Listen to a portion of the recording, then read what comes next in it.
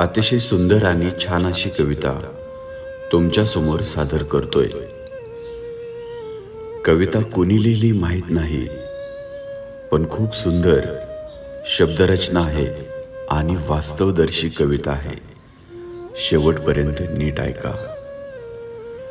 पोट तुझं भरलं असेल तर देवा माझ्यासाठी घेऊन जाऊ का? तुझं राहिलेलं उष्ट माझ्या घरी मी नेऊ का? देवा येते मात्र तुमची मस्त अंगत पंगत रंगली। घरात मीठ पीठ नाही म्हणून सकाळीच आई बाबांसोबत भांडली। आठवाभर पिठासाठी आई सगळ्या गल्लीत हिंडली। सगळ्या शेजाऱ्यांनी तुझ्या निवदाची सबब सांगितली। देवा आज सकाळी मला सडकून भूक लागली। अचानक तुला आठवून तुझ्या मंदिराकडे धूम ठोकली।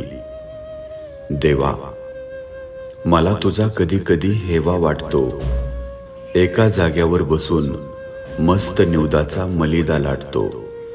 दर्शनासाठी आलेल्या लोकांनी नारळाचा तुकडा हातावर ठेवला। तुला मात्र देवा त्यांनी अर्धा नारळच वाहिला। माफ कर देवा मला, तुझा घास हिसकावतोय। अर्ध्या कोर तुकड्यासाठी भाऊ माझा घरात रडतोय। देवा मी आता ठरवलंय तुझ्यासोबत बंड करायचं।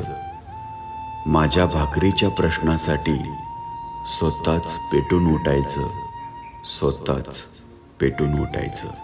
कविता आवडल्यास नक्की लाईक आणि शेअर करायला विसरू नका। पुन्हा एकदा कवीचं मनापासून आभारी आहे।